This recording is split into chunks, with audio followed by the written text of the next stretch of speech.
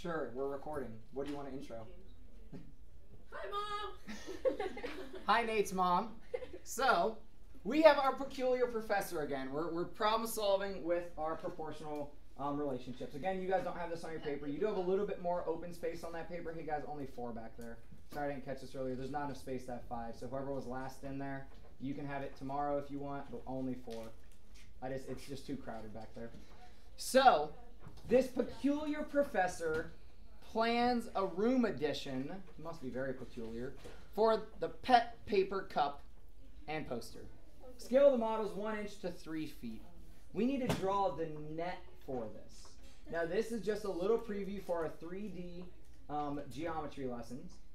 Noah, question, answer? Is this just a smartboard or an optical illusion, or is there a circle in the Yeah. What, here? No, inside the square. Oh, it's the shading. Yeah, it's the shading of how they make the grid look. Yeah. Can I look at the digital numbers? Yes. So, how do we draw a net? Who wants to remind us of what a net, not a fishing net, what is a net? Pranav, your hand is up real quick. Okay, a net is like a 2D version of an object. Say, for example, a square. Like you break down face to face, and then you fold them on the line. So be careful just saying a 2D version. What was that? I was about to say that F word. But what did you just say about, what do we do with the shape, really? We fold it, like the stuff in. Yeah, we unfold it, right? So think about this shape being able to be cut down every edge. You cut all the edges. You leave a few of them attached. So let's just start with our front side right here. Now, here's the big thing about drawing these. You have to figure out how long it needs to be if 1 inch is really 3 feet, and this is inch grid paper. We're saying every grid on here is 1 inch. Lily? Wait, I have a question. Yeah. Is the 12 shorter than the 9 length? Don't worry about what it looks like. Just worry about what it's labeled. Yeah, a lot of things you guys will see, and this is in the real world, not just for digits. It will not be drawn to scale. So it won't look like it's supposed to, but it'll be labeled. Good question. Really good question. So this is a question about last night. I was sick, so I didn't do the lesson, obviously. Did you watch the video? No. I started it. Rye watched the video and he said it really helped. It didn't work good. So, anyway, why were there 2 different scales? Okay, so we did a problem like that in class, so you really need to get to the end of the video. Yeah. So you start with a scale drawing, and you want to change the size of the scale drawing to be a different size, either bigger than the original drawing or smaller. To do that, you have to take the first scale to figure out the actual size of the real object, then take the second scale and scale it down to your new drawing. So finish watching the video, then come see me if you still have questions. Okay. So, the scale 1 inch to 3 feet has been given to me. Let's figure out the width of that front wall. Well, to figure out that width, where should that 12 feet go in that proportion? Baylor? On the denominator? In the denominator, because that's where my feet belong. How do I go from 3 to 12? Times 4. I do the same on top, and I get 4 inches. So this should be 1, 2, 3, 4 inches wide. So 9 feet tall. Well, I can just keep this going and say, well, what about 9 feet? How would I go from 3 feet to 9 feet times 3? So this will be 3 feet, or sorry, not feet, inches, because it's in the numerator. So that's 3 inches up. And then my door would be like right about here, something like that, because this is going to be the bottom edge. So then, what would be the dimensions of the floor in that room? Ella? 12 and 9, right? So it's still 12 feet wide, and it's 9 feet tall or wide or whatever you want to say, because that's the floor. So this is now my floor of that room addition. That's the floor. This is the front wall, because we're unfolding it. If I fold out the left and the right sides, Pranav, how big are my left and my right sides? They should be the same. Okay, but what dimensions? 9 and 12, right? Ah, but 12 was the width of the room. Jackson. There would actually be 9 and 9 and 9 because it's 9 feet this way and 9 feet tall. So if it's 9 feet and 9 feet, we're going to have 3 inches by 3 inches. So then this would be my left wall. It'll be the same on the right. This will be my right wall when we unfold it. And then the back wall, Jackson? It would be the same as the front. Same as the front, right? 12 by 9. 12 by 9. Well, you need to draw one of that. No, so this is where this drawing gets weird. We're assuming there's no ceiling to it. Like we don't have to draw the ceiling. If we did, it'd be the same exact size as the floor, right? So we just have another, it would go, I'm going to go ahead and erase this. It could go off the right, off the back, off the left, or off the front, because depending on how you unfold it. So if we left it attached right there, it would come off the back and be about that big. It says the walls and ceiling. I know, but so you either do the walls and the ceiling or the walls and the floor. I decided to do the floor instead of the ceiling because it was easier to visualize. Willie? Okay, so to make it clear, you simplify 9/12, which is 1/3, and then that tells you that 1 inch equals 3 feet. So we actually didn't simplify the 9/12s. We used our scale. So that's where the 1/3 came from. We're going to solve more problems with this. So as we solve more, it should get easier and easier. Could Yeah. Oh, sorry. The wall, or no, the ceiling. Couldn't it go on any of the floor? Yeah, I actually said that. For now. So for every 1 inch is 3 feet, and Every 1 inch on this drawing will be 3 feet in real life. so every square on grid is 1 inch. So yes. So at some point, once, because we just covered this with Math 7, and we're almost done with this with you guys. I would love if we would make a scale map of Phoenix. So we would go measure the dimensions of all the different spaces, and we probably wouldn't do the hallways. We'll just piece the rooms together on one big map. But like this group would have the family room, this group would have the gym, this group would have, and then just be able to put like somewhere in the school, be able to show a scale map of the space of our school. Do we have to do it? Isn't that that? No, but it'd be fun if we did. If we figured out what the scale is and if we could scale it down. Maybe if we could make it like Lego scale or something like that. Because Lego has a scale. Like you can look up what the scale of a Lego is. Really? It's based off like the standard size of a human or whatever. And then they base all the blocks off the same sort of thing. I mean, they have to know, like, if you're going to build a Lego Death Star, you have to scale it based off the real Death Star. The What's a real Death Death Star? I'd like to see someone try it though. Do you I quit. say what's the I Death quit. Star? We're done. I'm not gonna slide again. Yeah, I'm that joking. hurt. It's from Star Wars. Mr. Zen is going to take over. It's from Star Wars. So It's today, class, we're doing something I don't know about. So all right.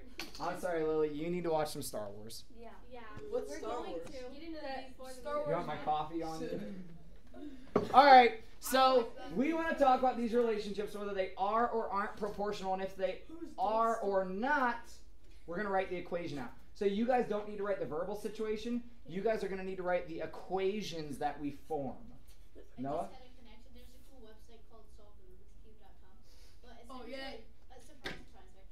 But essentially, it has a bunch of nets, and you can choose a color and essentially put in the scramble that you have on your Rubik's cube, and it tells you how. It's sort of cool. Yeah, because you have to be able to But think there's- about yeah, it there's broken a down. bunch of different types of nets that you Yeah. can use. It was very cool. We got to keep moving. You got like 10 seconds, Chief.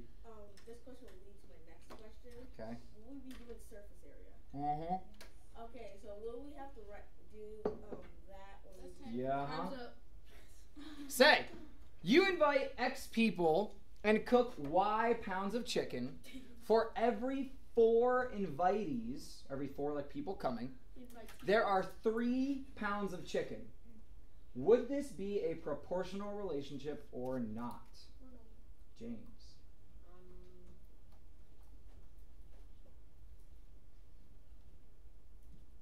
So do you want some more schema?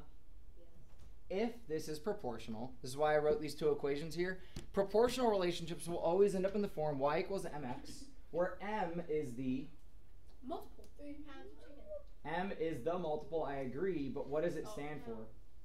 Sheep? Olivia? That's our constant of proportionality, which to find that, we just take the y divided by the x.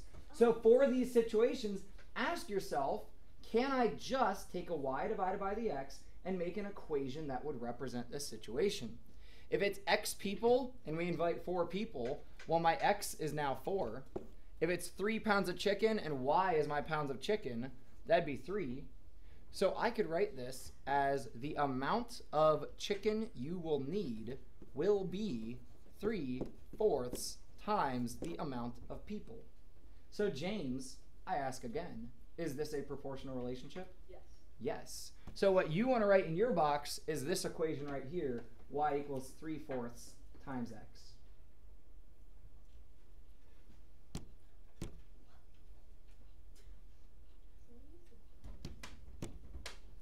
Now you buy, and this one's going to Peyton, you buy a number of dog bones y that is 3 more than the number of dogs x that you invite. It's a birthday party with people bringing dogs. So what?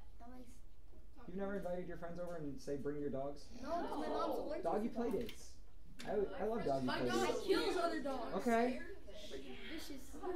So, Peyton, what do you think? How could that be represented as an equation? So, think about it. Hey, Exactly. No clue. So no. y is your dog bones, right? Think about what they're saying and write it out mathematically. The number of dog bones we have is what, Peyton? Y. Well, y is the dog bones, yes, but then it is 3 more than the dogs, which is our x. How would you represent 3 more than our x value? With a plus, right? So it's the dogs plus 3. Like you bought 3 extra. Yeah, it's not proportional because that ends up with an equation that uses addition. When we use addition, it's no longer proportional. So what you want to write in your box is y equals x plus 3 for not proportional. So now, Lily, you have the same number of candles x as your dog's age y, which makes sense. You normally have the same number of candles as your age. Yeah, that's a proportional. It is, and how would we represent that with an equation? It won't go, there it is. Okay. Y Y equals what? There's no other number. Oh. they're the same number. So y equals x. Yeah. What would your multiple be there? No, and 0 is 1. 1. When there's no number in front of it, there's actually a 1. Oh. Is that because? But that means So you don't need the 1. You can just put y equals x and you're right. Like you don't need the 1. I just want to make sure you guys know there is a 1 up there. Like in there. It exists And whether you that's why see it's it or not. proportional because it has the number. Well, and just because they're the same. Any two things that are the same are proportional. For now, question? Sure. So your age x is 8 years greater than your dog's age y. So y equals to x plus 8. So be careful. Your age is x. You're 8 years greater than your dog's age y. Oh, so x equals y plus y. X would equal y plus 8. You're right. You said it wrong the first time because. But if we want to put it in y equals form, y would equal X minus. x minus the 8, Which is still which is still not proportional. Oh, okay, I see now. I see. I got you. Because it's your age x is 8 years greater. Not capture. What are you even doing? Stop. It's the people behind the screen. Dude, I wonder sometimes. You have twice as many party hats, Miss Tyler. At Y as guess X. You assume maybe everyone's going to want to do horns and have 2 party hats. No.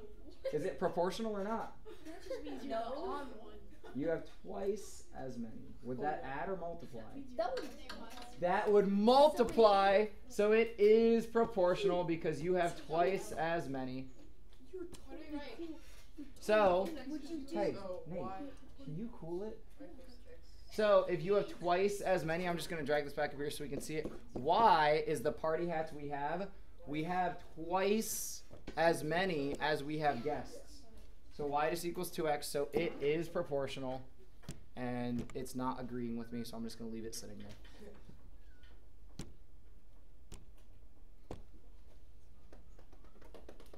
Does this describe a proportional relationship? 1 inch equaling 15 miles, or 75 miles? Sorry. Noah? Yes, it does. Yes, it does. Because anytime you're given a scale, it's going to equal a proportional relationship. Because they're the same, right? Because it In would the be, it would scale. use a multiple.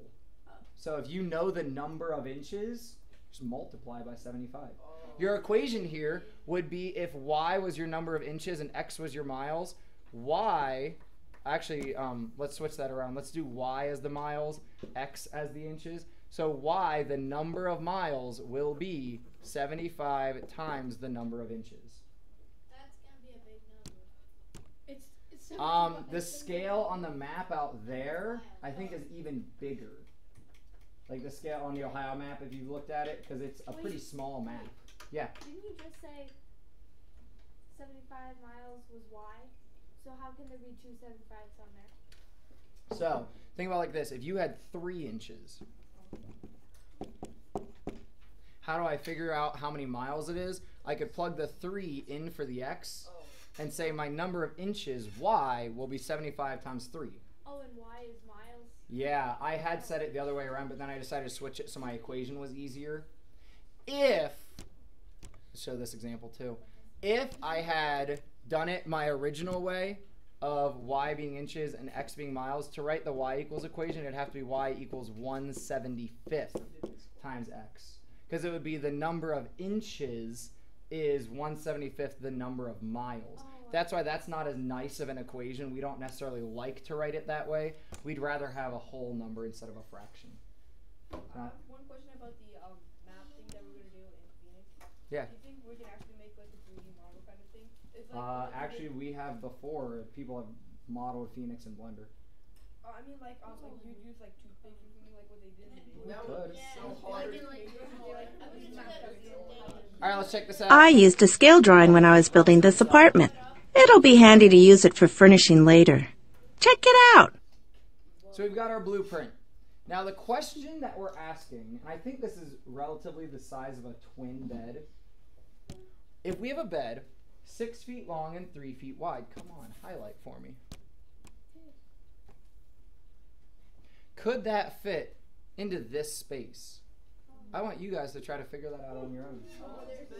Try it on your own. You've got the scale right here. You can, but you shouldn't really need one. I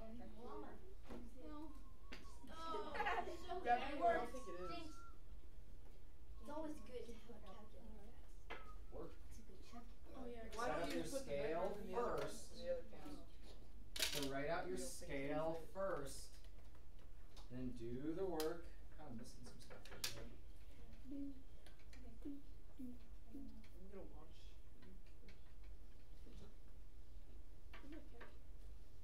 There's a wall of them back there. Write out the scale first. Touch screen One for every calculator. 10 feet. Oh my god.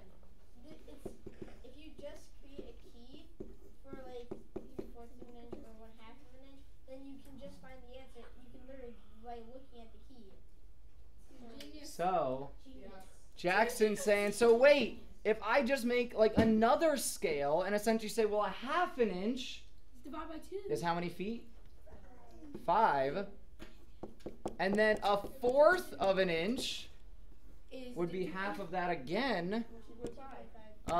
With feet, I don't really like using decimals, and you should not either because a foot is 12 inches. Since it's not base 10, try to avoid decimals. We'd rather use fractions when dealing with inches and feet and all that stuff. So, this gap right here, my ½ inch gap, well, we've already answered that. It's 5 feet. And you can use 1 apostrophe to represent feet in case you've not seen that before.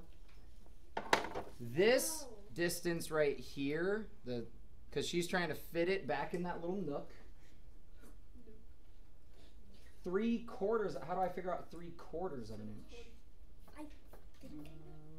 Nate, you haven't really answered anything. You just like add you add the 1 1/4 3 times, and you add the 2 1/2 3 times. Yeah, so I could either take my 1/4 inch length 3 times, or I could take a half plus a quarter, because that gets you 3/4.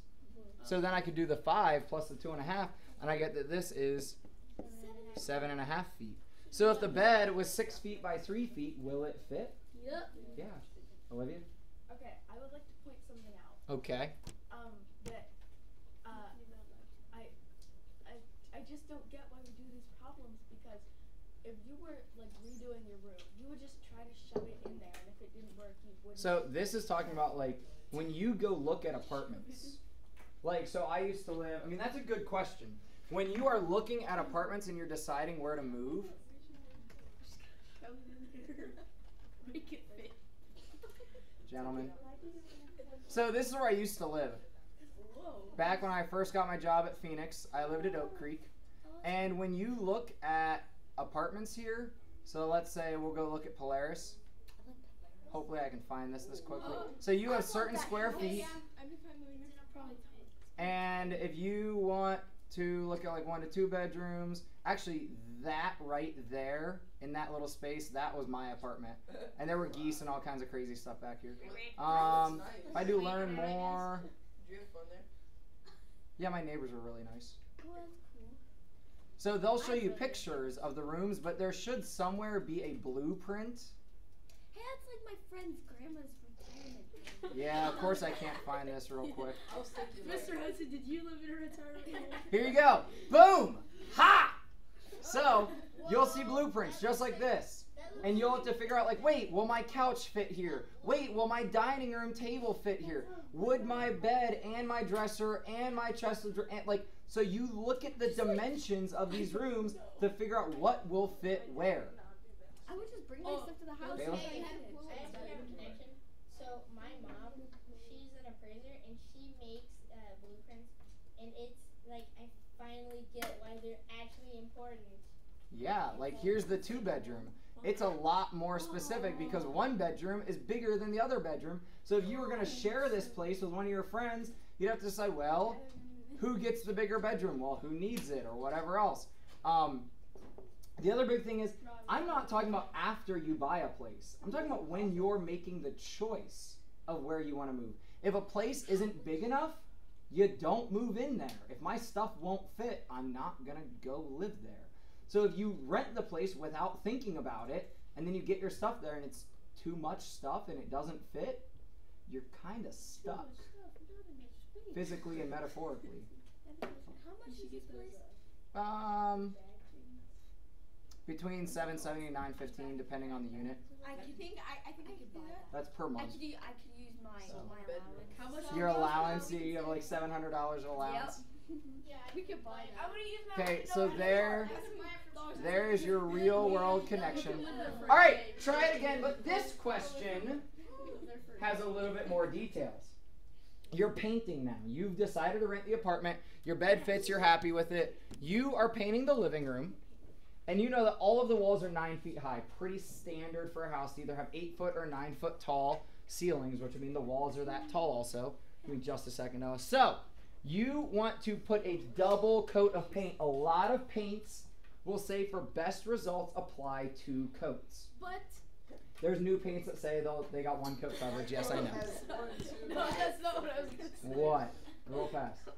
I was gonna say, but earlier, like a couple days, I don't remember who said this, but when you get like more than one can of paint, it can be a different color. Yeah, well, not if you have them mix them both at the same time. If you have like, if you say give me 2 of these right now, the computer should do it right.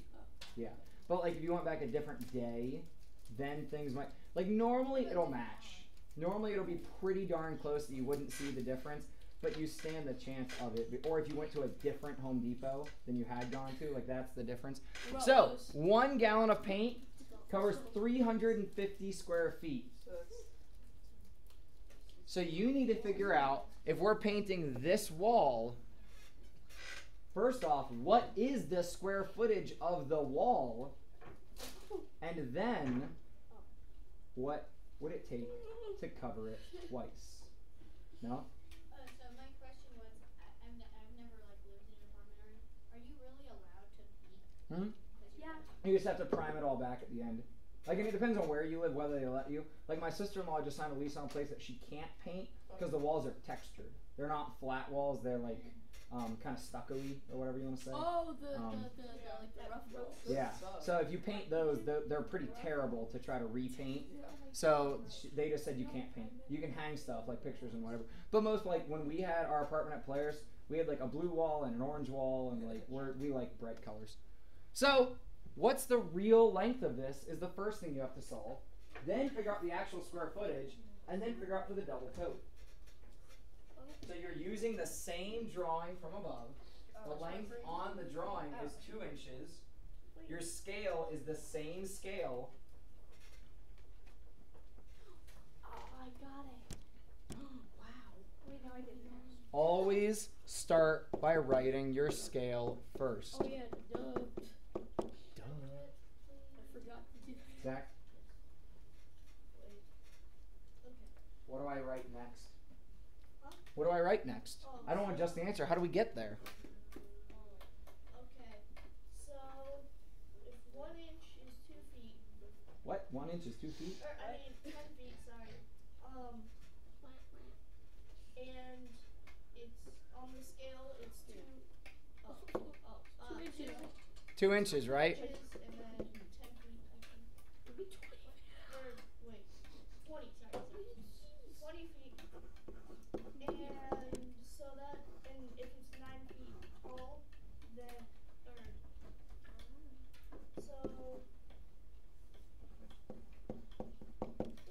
So how do you figure out the area of the wall if it's 20 feet long and 9 feet tall?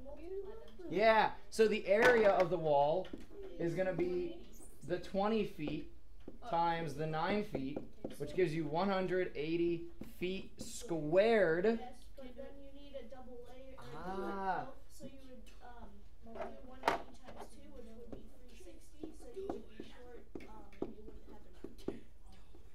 That would suck. Really bad. 10 feet of paint. Now that is when You could squeeze it in. maybe, or if you bought more paint, you wouldn't have to buy another gallon. You just buy like a quart, because you can buy paint in like quart or gallon or 5-gallon buckets. Or maybe you decide, well, if I already have to buy more than a gallon, maybe I'll paint 2 or 3 or 4 of the walls that color, and then maybe you just buy a bigger quantity. How many feet? Or you can double it. That's fairly standard, that it'd cover between 300 and 400 square feet. Now the problem is, because everyone paints in different thicknesses, like how much paint you actually roll on, they will give you a range of square footage. So if the paint is a thicker paint, it might say it'll cover between 250 and 350 square feet. If it's a thinner paint that goes on like thinner and quicker, it might say it'll cover between 300 and 400 square feet, or maybe 350 to 450. But that'd be kind of pushing it. Is there like a store brand of paint? Yeah, Home like Depot each. brand? Yeah, but it's not called Home Depot. They have their own names for what Like it is. kind of like Costco? Yeah. Kirkland signature.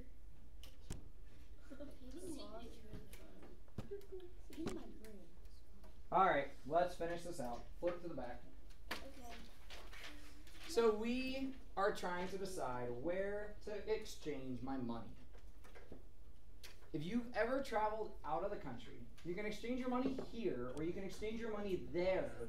And sometimes there's a different exchange rate. Do you know what the exchange rate was when you guys traveled? It was like $1 equals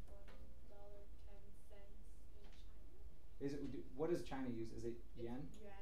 Like So this is old. This is an old exchange rate.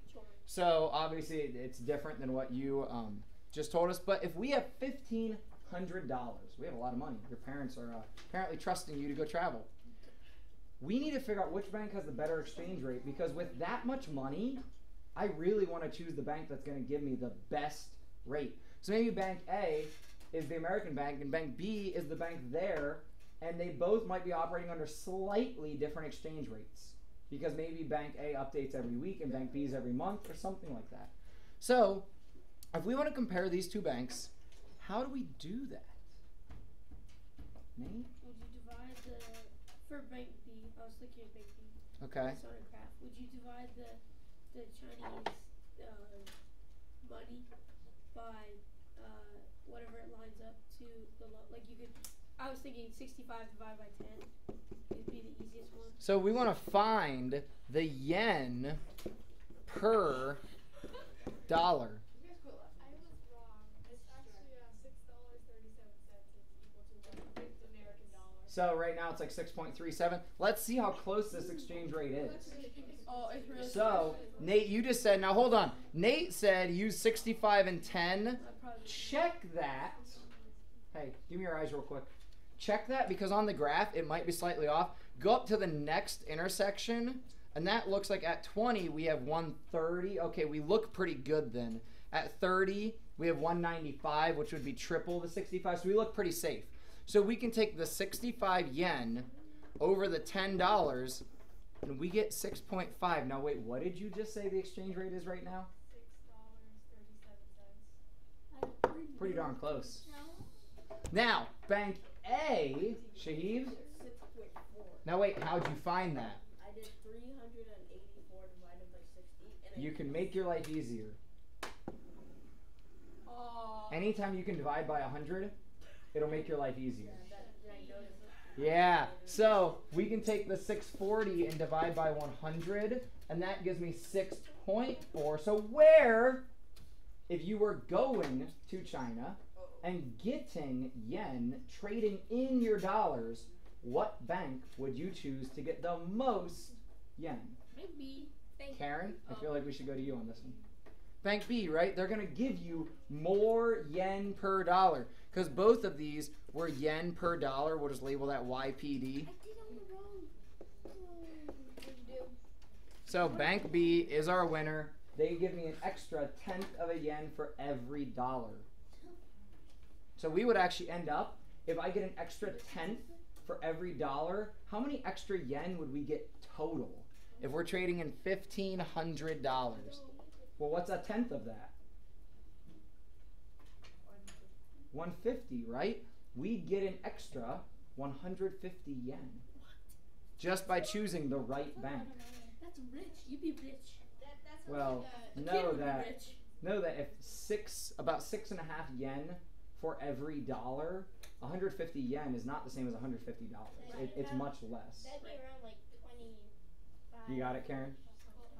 Well, no, but I have a connection. Like, Yeah. If you think like 100 yen in Chinese is actually like doesn't value a lot. It's Right. like 2.5. It's like 1.5 ice cream cones. Huh. Yeah. It's not that much.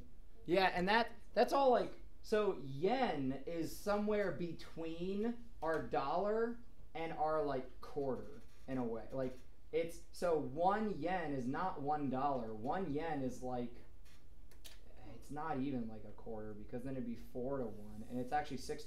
So a yen is really like, 0.16. yeah, is that what it computes to? About. Yeah, because if it's 1/6 That's 1/6, ish. yeah. Yeah, so we did the division of 1 divided by 6.5. What do you get with that?